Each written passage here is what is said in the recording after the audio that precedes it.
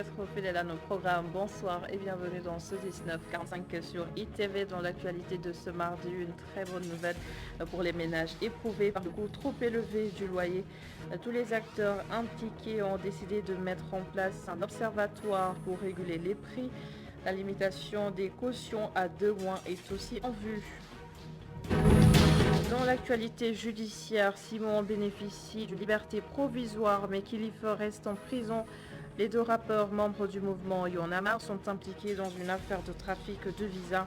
Les décisions du juge commentées dans cette édition par l'un de leurs avocats, Maître Moussa Sarr. On va aussi parler de la maintenance des véhicules, un défaut d'entretien un peu viré au drame. Dans un contexte d'accident récurrent, la rédaction pose le débat auprès des automobilistes. Négligence ou souci d'économie, vous les entendrez. Et enfin, dans Réussir au Sénégal, ce soir, une vendeuse de friperie. Le business est florissant et Adi Madigan Gay a su se faire un nom puisqu'il s'agit d'une activité qu'elle pratique depuis son enfance.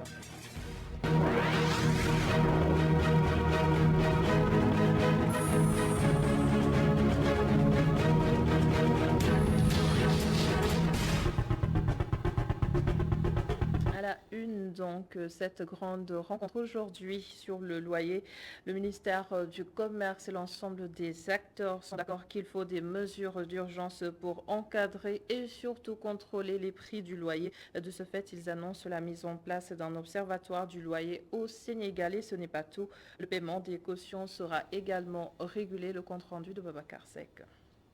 Parmi les propositions urgentes et concrètes pour alléger le coût du loyer, figure en bonne place la création d'un observatoire pour le loyer au Sénégal. Nous sommes tous d'accord que l'observatoire est une nécessité.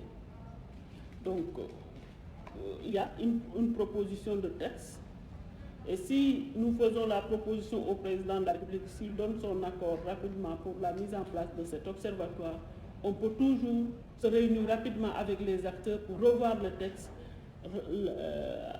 le mettre en adéquation avec les préoccupations des uns et des autres pour nous permettre au moins d'avoir un premier instrument. La question des cautions excessives a été évoquée. Il sera proposé qu'elle ne dépasse pas 2 mois. Quand des bailleurs demandent 3, 4, 6 mois de caution, il reste évident que c'est extrêmement difficile. Parce que même quand on vous demande de louer, on vous offre à louer, on vous propose en location en tout cas un studio de 100 000, vous êtes obligé de débourser d'abord 500 000 pour pouvoir accéder à ce studio. C'est extrêmement difficile. Donc nous pensons qu'il faut effectivement proposer des mesures pour que, par exemple, la caution ne dépasse pas 2 mois. Le partage de la commission entre le locataire et le bailleur sera aussi à l'étude. Le locataire est évidemment la partie la plus faible. On lui impose, c'est finalement devenu un contrat léonin. Vous signez, vous acceptez, vous partez. Donc, alors que l'agence immobilière rend à la fois service aux bailleurs et aux locataires. Donc, il serait beaucoup plus juste que les frais soient partagés entre les 2 parties. Les activités des agences immobilières seront réglementées pour permettre à l'État de suivre les transactions pour plus de sécurité dans le secteur. Les parcelles assignées ont désormais un nouveau commissariat lors de l'inauguration. Aujourd'hui, le ministre de l'Intérieur, Antoine Félix Diome, a assuré aux populations qu'elles peuvent maintenant dormir tranquilles puisque la sécurité sera fortement renforcée dans leur quartier Seynabou Babou avec Seydina Mbaye.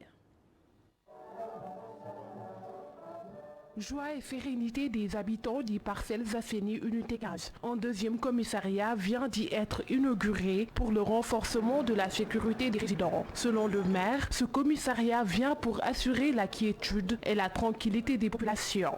En effet, face à une situation sécuritaire très préoccupante dans cette zone du littoral, la hantise et la peur avaient fini de gagner les paisibles populations qui n'ont cessé depuis 2010 de réclamer une meilleure présence des forces de sécurité malgré les importants efforts des éléments du commissariat des Parcelles Assainies, les hors-la-loi Les grands bandits qui polluent dans la zone avec leur lot de délits et de crimes ne seront plus à l'aise ici et ailleurs, et surtout sur le littoral, car nous sommes convaincus que les forces de défense et de sécurité ne leur accorderont aucun répit.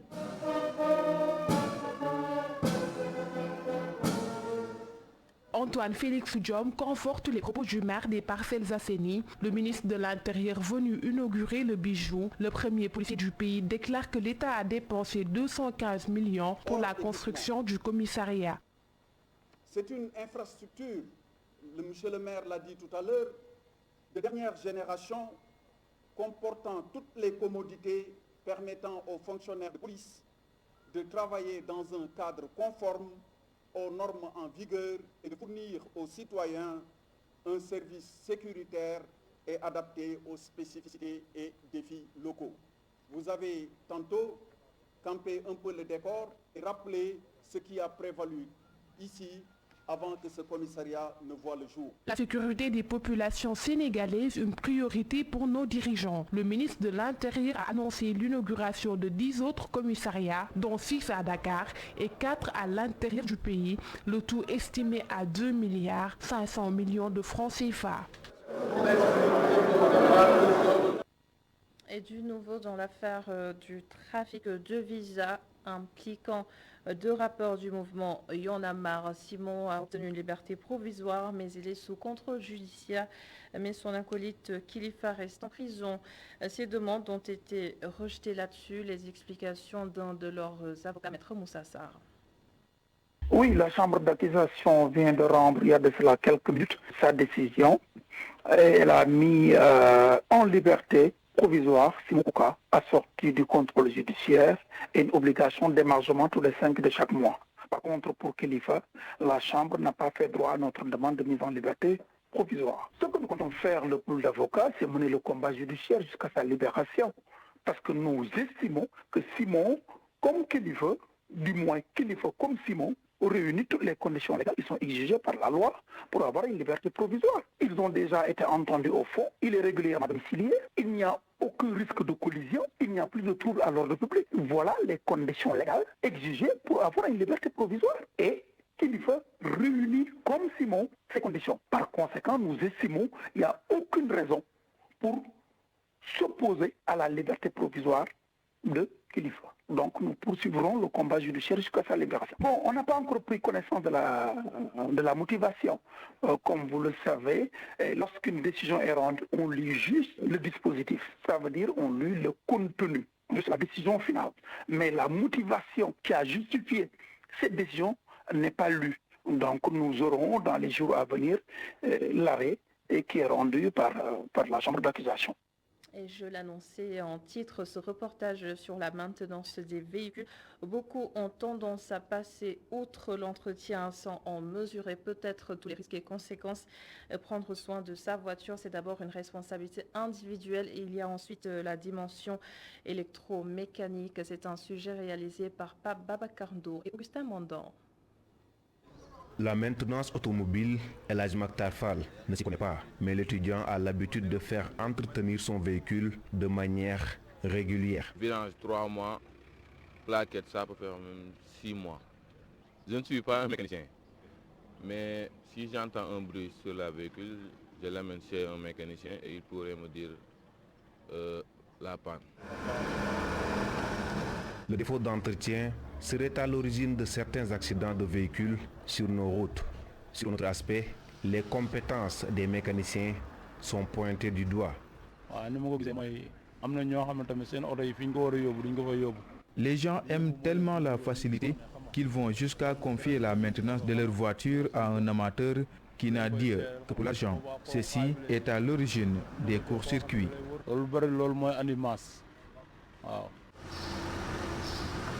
Ce bidouillage des véhicules électromécaniques est la raison pour laquelle ils prennent feu. En lieu et place de pièces de rechange originales, certains ont recours aux pièces adaptables. S'il n'y a pas de bons plaquettes, c'est un problème parce qu'il y a beaucoup de pièces adaptables dans ce pays-là. Il faut que les gens achètent les pièces originales pour remettre les véhicules en bon état. Alors, si on te présente le pièce originale que c'est cher, il y a quelqu'un qui va te vendre un pièce adaptable. Un pièce adaptable, c'est pas sûr. Parce que les braquettes freins adaptables, tu le montes, quand ça chauffe, ça ne freine pas. L'entretien automobile est une exigence qui permet aux automobilistes de rouler en toute sécurité. Il faudra d'abord trouver un technicien qui maîtrise la dimension électromécanique des véhicules actuels. Autre chose maintenant, le stade Léopold Sédar Senghor est fermé depuis 2018 pour des travaux de réhabilitation. 3 ans après sa réouverture est vivement souhaitée, pas seulement par les sportifs, mais aussi par les commerçants qui y trouvaient leur compte. Notre reporter Moussa Mané s'est promené aux alentours du stade de son reportage. Les travaux de réfection du stade Léopold Sédar Senghor tardent toujours. Depuis la fermeture du stade, les sportifs ressentent un grand vide. Oui, c'est dommage en tant que sportif. On est obligé d'aller dans les autres localités pour jouer là-bas. Parce que nous, on habite ici à Grand Yoff. Surtout les équipes de Navetan, ils avaient l'habitude de jouer ici à Léopold Sédar Senghor. Mais depuis certains temps, on est en train d'aller à Pikine, Guédiawaye pour jouer là-bas. C'est difficile pour nous. Ouais. Surtout, c'est notre stade national. Il faut que les autorités accélèrent les travaux pour qu'on puisse redémarrer, commencer à jouer. Parce que c'est notre seul stade, quoi. La réfection du stade est une bonne chose. Selon les populations, les gouvernants doivent accélérer les travaux. Oui. Ça, c'est quelque chose de bon, quoi. Mais ça fait longtemps, ça fait des années qu'on n'a pas joué sur ce stade. Et ça, c'est pas du tout normal. Les travaux doivent faire vite. Et nous, sportifs, on a besoin de cette stade. On n'a pas beaucoup de stades. On a seulement des petits stades. Et ça ne peut pas, les autres stades ne peuvent pas prendre beaucoup de personnes. C'est ça. En plus des activités sportives qui s'y passent, aux alentours se tiennent beaucoup d'activités économiques. Cette dame nous explique que la fermeture du stade a occasionné l'arrêt de ces activités. Depuis qu'on a fermé le stade, j'ai arrêté de travailler parce que je ne vois plus le gagne-pain que je gagnais. Et puis j'ai laissé, je suis restée à la maison, je ne fais plus rien et c'est pas bon aussi. Si on doit refaire les stades, on refait les stades pour que les femmes qui sont à la maison reviennent pour travailler parce que je ne travaille plus et c'est pas bon pour ma famille. Si la fermeture du stade Léopold Sédar Senghor a occasionné l'arrêt de plusieurs activités sportives, sa réfection a aussi été une demande de la population afin que la sécurité des joueurs et des sportifs soit assurée. Transition Moussa Mané pour aborder la CAN 2022, première en Afrique au niveau du classement de la FIFA. L'équipe nationale de football du Sénégal sera encore présente lors de la Coupe d'Afrique des Nations au Cameroun. Après ses prestations lors des qualifications à la Coupe du Monde avec 5 victoires, un match nul en 6 rencontres, les Sénégalais font un grand espoir sur l'équipe nationale. Je vous propose de suivre ces avis recueillis par Moussa Mané en forme de micro-trottoir. Ouais, pour moi, c'est un bilan positif. C'est un bilan positif vu que au départ, c'était pas facile. Tu sais, en Afrique, il y a tous les équipes se valent maintenant. Toutes les équipes se valent, mais on voulait gagner les matchs, on a gagné 5. On a l'impression que le Sénégal a des problèmes par rapport aux petites équipes. C'est à nous de montrer le beau jeu. On n'a pas le droit de jouer avec ces petites équipes-là et faire des matchs nuls ou quoi que ce soit. On a une bonne équipe. Et vraiment, avec tous ces performances que vous venez de dire, si on continue à travailler et après tout, je suis sûr et certain qu'on peut aller très loin. Inch'Allah, je sais que si les cœurs sont unis, on peut aller le plus loin possible.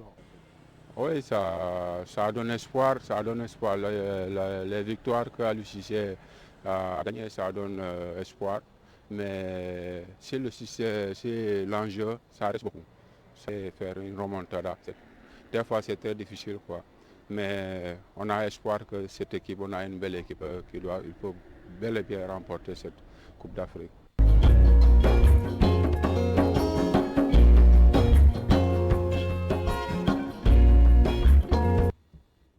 fripe est désormais chic. La tendance s'est démocratisée au Sénégal, que ce soit des boutiques physiques ou la vente en ligne. Le business marche et je vous propose d'aller à la rencontre ce soir d'une vendeuse de fripe, Adima Diguen Gay. L'a pratiquement hérité de sa maman. Elle nous vient de Bombay et c'est notre modèle de réussite ce soir. Omar Kane et Seleman Diallo l'ont rencontré. Qui a dit que la friperie ne rapporte pas? En tout cas, ce n'est pas Adima Diguen Gay. Cette baoul originaire de Bombay qui ne dépend plus de personne grâce à la vente de fripe. C'est avec la fripe qu'elle a réussi à ouvrir un atelier de couture, qu'elle paye ses employés et ses charges. Si j'ai pu investir dans mon atelier de couture jusqu'à un certain niveau, c'est grâce à la friperie. C'est aussi grâce à la fripe que je paye mes employés, ma location ainsi que les charges. Véritable couteau suisse, cette baoul a fait beaucoup d'activités génératrices de revenus avant de trouver une stabilité dans la vente de fripe. J'ai commencé à restaurant serveuse. Restaurant pendant 2 ans, après m'a arrêté. J'ai travaillé dans la restauration en tant que serveuse pendant 2 ans. Après cela, j'ai commencé le commerce de fruits de mer et de l'huile de palme en m'approvisionnant en Casamance. J'avais des clients au marché Castor. Le transport devenait de plus en plus difficile et j'ai arrêté. Après cela, je faisais des allers-retours entre le Sénégal et le Maroc pour commercialiser des vêtements que je cousais. Quand j'ai rejoint mon mari ici, il ne voulait plus que je fasse des voyages. Alors, j'ai ouvert mon atelier de couture, mais ça ne marchait pas. C'est de là que j'ai commencé à acheter et à revendre de la fripe, comme quand j'étais petite avec ma maman.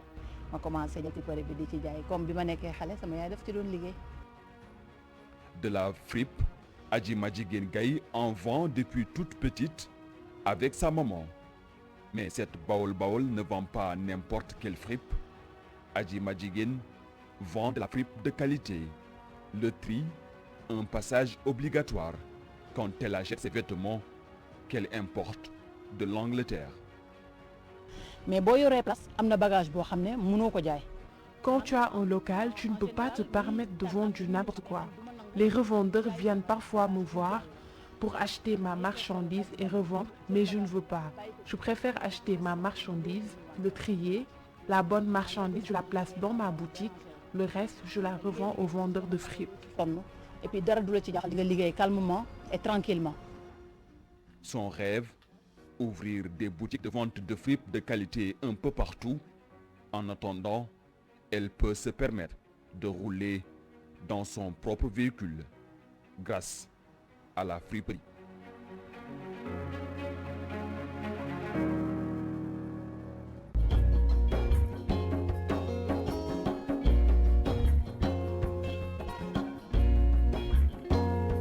Merci beaucoup Omar Kane. Et voici maintenant un public reportage. 22 jeunes de l'ANPEJ vont être formés en entrepreneuriat et recherche de financement, des compétences qu'ils tenteront de transmettre à des jeunes comme eux. Et c'est le fruit d'une convention signée entre l'ANPEJ et la Fondation des chambres de commerce pour la création et le développement des entreprises. Abdourahmandi et Moussa Fall pour les détails. La migration irrégulière connaîtra une éradication compliquée pour ne pas dire impossible tant que de jeunes Africains prendront pour Eldorado le vieux continent. C'est la conviction du directeur de l'ANPEJ. Tamsir Faye estime que pour juguler ce phénomène, il faut miser sur la sensibilisation des jeunes. Il y a des gens qui sont convaincus que leur réussite se fera en Europe, ce qui est en leur total. Parce que l'Europe connaît des difficultés.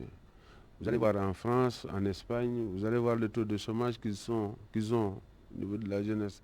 Donc c'est la question de la problématique de l'emploi, la problématique des migrations, c'est des questions complexes qui touchent tout le monde.